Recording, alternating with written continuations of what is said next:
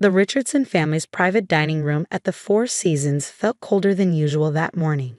Maybe it was the October chill seeping through the floor-to-ceiling windows, or maybe it was the icy stares from my father-in-law and his board members as I opened my laptop to begin the quarterly financial presentation. My name is Emily Chen Richardson, and for the past 5 years, I've been the CFO of Richardson Global Investments, one of Boston's most prestigious private equity firms. I'm also the person who discovered that someone had been siphoning millions from client accounts, though I never expected that revelation would end with my own termination. Before we begin, Howard Richardson's voice cut through the tension.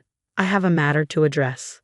My father-in-law's steel-gray eyes fixed on me with the same disapproval they'd held since the day his son Michael brought home a Chinese-American accountant instead of the debutante he'd expected. I glanced at Michael, seated at his father's right hand. My husband wouldn't meet my eyes. It has come to my attention, Howard continued, that there have been irregularities in our books, discrepancies that point to potential embezzlement. The room fell silent. I kept my face neutral, though my heart raced. I'd been tracking those irregularities for months, building a case, following the money trail. I just need a few more days to. Emily Chen Richardson. Howard's voice thundered across the mahogany table. You are hereby terminated from your position as Chief Financial Officer of Richardson Global Investments, effective immediately. What? I struggled to keep my voice steady. On what grounds? Howard slid a folder across the table. Inside were transaction records, all manipulated to make it appear I had been stealing from client accounts. The forgeries were good, professional grade. Someone had gone to a lot of trouble to frame me. The evidence is quite clear, Howard said, satisfaction creeping into his voice. Unauthorized transfers, hidden accounts, all traced back to your credentials. I looked at Michael again. This time he met my gaze, but there was something wrong in his eyes. Something that made my blood run cold. Michael? I whispered. You know I would never. I'm sorry, Emily, he said, not sounding sorry at all. But the evidence, and with the baby coming, I can't risk. The baby, our first child, due in 4 months. The grandchild that was supposed to finally make me part of the family. Now I understood the timing. Security will escort you out, Howard announced. And Emily? Don't bother getting a lawyer. Our legal team has already prepared a full response to any potential litigation. Remember your prenup. As 2 security guards approached, I closed my laptop with deliberate calm. You might want to hold off on that celebration, Howard, I said quietly. The real audit results come in on Thursday. Howard's smirk faltered slightly. What audit? The independent forensic audit I commissioned 3 months ago. The one tracking all transactions for the past 5 years. Every single one. The color drained from Michael's face. Good. He remembered. He'd signed the authorization himself, not bothering to read the details because that's what I have you for, honey. You had no authority, Howard began. Actually, I did. Check bylaw 147.8. As CFO, I have full authority to commission independent audits if I suspect financial irregularities. And I suspected quite a lot. I stood smoothing my skirt. The auditors have been working remotely, accessing our systems through encrypted channels. Their report will be automatically sent to the SEC, the board, and our top clients on Thursday at 9 a.m. I'm sure it will make for interesting reading. Stop that audit, Howard demanded. I can't. Once initiated, only the audit team can stop it, and they answer to no one until their investigation is complete. I picked up my bag, enjoying the panic starting to spread across the room. Oh, and Howard, you might want to ask Michael about those offshore accounts in the Cayman Islands, the ones he opened using his grandmother's maiden name. Michael's sharp intake of breath was all the confirmation I needed. You're bluffing, Howard snarled. Am I? Guess we'll find out on Thursday. I turned to the security guards. No need to escort me. I know the way out. Walking through the Richardson Global offices for the last time, I kept my head high. Employees quickly looked away. News of my termination had already spread. Only Janet, my executive assistant, met my eyes. She gave me the smallest of nods, confirming that our contingency plan was in motion. In my car, thankfully in my name, not the company's, I pulled out my personal phone and dialed a number I'd memorized months ago. Agent Phillips, Emily Chen Richardson. Yes, it happened exactly as we predicted. You'll have full access to the records as soon as the audit report releases. I paused, listening. No, they have no idea that the SEC has been monitoring them for months, or that their perfect frame job just gave us the probable cause you needed. I ended the call and sat there for a moment, one hand resting on my barely visible baby bump. Don't worry, little one, I whispered. Mommy may have lost her job, but she's about to teach your father and grandfather a very expensive lesson about underestimating the wrong woman. Opening my laptop, I logged into my private server, the one not connected to Richardson Global's network. Janet would be downloading the backup files now, while everyone was distracted by my dramatic exit. In a few hours, she conveniently resigned, taking an unexpected family emergency leave. By tomorrow, she'd be working from my home office, helping me prepare for Thursday. My phone buzzed with a text from Michael. Whatever you think you know, back off now. Think about the baby. I deleted it without responding. He played his last card, using our unborn child as leverage. Now it was my turn. The forecast called for rain on Thursday. Perfect weather for the storm I was about to unleash. The rain drummed against my home office windows early Thursday morning as I reviewed the audit report one final time. In 30 minutes, it would automatically release to all major stakeholders of Richardson Global Investments. Janet sat across from me, both our laptops synced to monitor the fallout. They've called an emergency board meeting for 9:30, Janet reported, checking her insider sources. Howard's apparently been there since dawn. I smiled, imagining the panic in that prestigious corner office. Any word from Michael? He tried accessing the offshore accounts at 3 a.m. Got denied. Seems they've already been frozen. Of course they had. Agent Phillips wasn't the type to leave loose ends. At exactly 9 o'clock a.m., our screens lit up with multiple notifications. The audit report had dropped.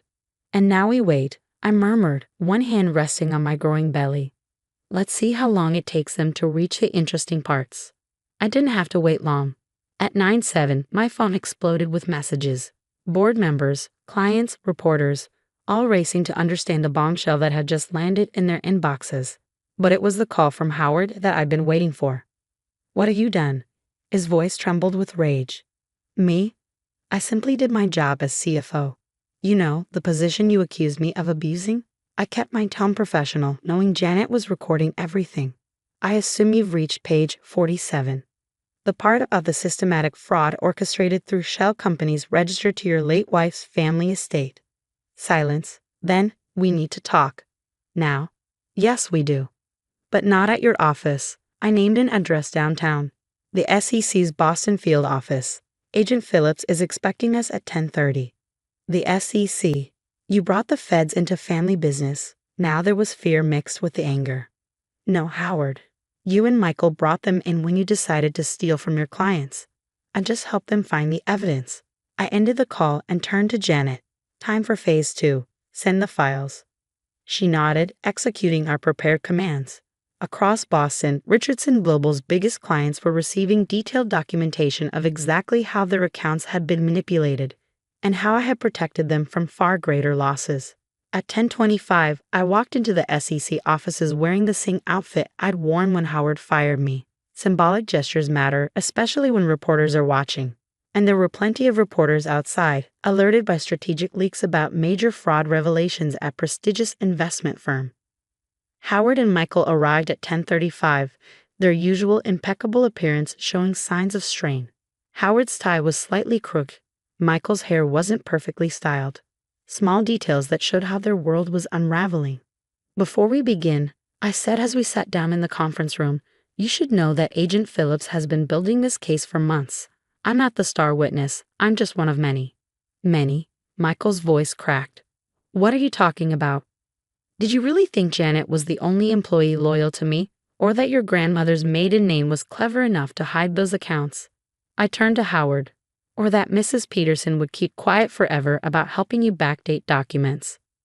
Mrs. Peterson, Howard's longtime executive assistant, had been the key.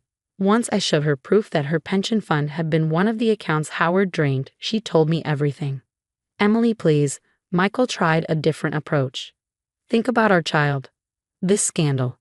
It'll destroy the family name. Interesting. Now you care about our child? I pulled out a letter.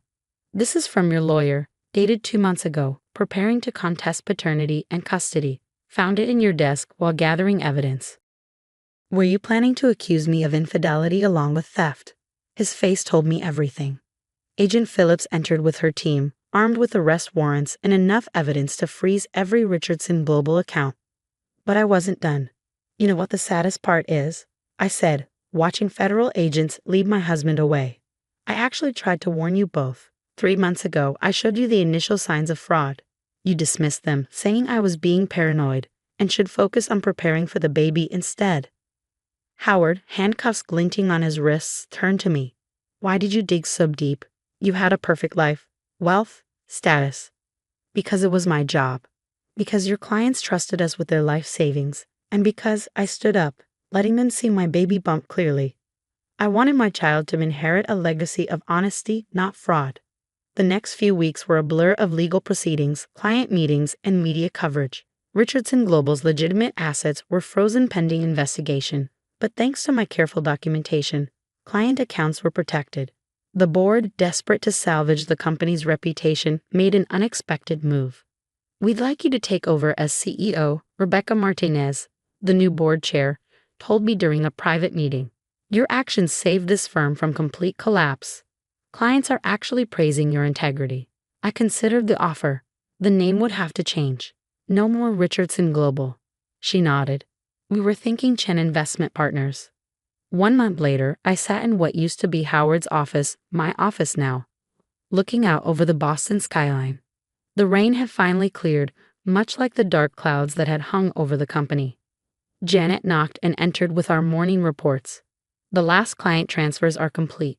We've retained 89% of the portfolio, way above projections. And the staff. Most are staying. Your transparency about the fraud and how you protected their jobs, it meant a lot. I nodded, reviewing the latest ultrasound photo on my desk. It was a girl. She'd never have to wonder if she disappointed her father or grandfather. They'd be in federal prison long past her college graduation. The press called it the perfect corporate takedown, but they missed the point. It wasn't about revenge. It was about doing what was right, even when it meant losing everything you thought you wanted. I kept one photo from my old life, my wedding day with Michael. It sits in my desk drawer as a reminder that sometimes the people closest to you can be the biggest threats to your integrity. But it also reminds me that standing up for what's right, even when it costs you everything, is worth it. The company thrived under its new name and leadership. We became known for our rigorous ethical standards and transparent operations. The industry that once whispered about the disgraced daughter-in-law now spoke of the watchdog of Wall Street. Michael wrote me one last letter from prison asking about our daughter. I replied with a copy of the company's new ethics policy, which requires all employees to sign a pledge. Integrity is not negotiable.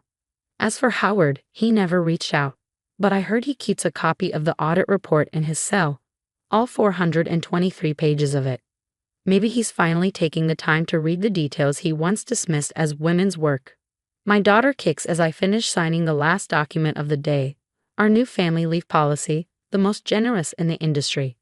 That's right, little one, I whisper. This is your legacy now, built on truth, not lies, on strength, not fear. The sun sets over Boston Harbor, painting the sky in shades of possibility. On my desk, next to the family policy, sits a framed quote from my grandmother. The strongest walls are built by those who were once told they didn't belong. I built something stronger than walls. I built a future where my daughter will never have to choose between family loyalty and doing what's right, where she'll know that her mother stood up against corruption, even when it wore the mask of family love. And maybe years from now, when she sits in this office, if she chooses to, she'll understand that true legacy isn't about preserving a family name. It's about preserving your integrity, no matter the cost.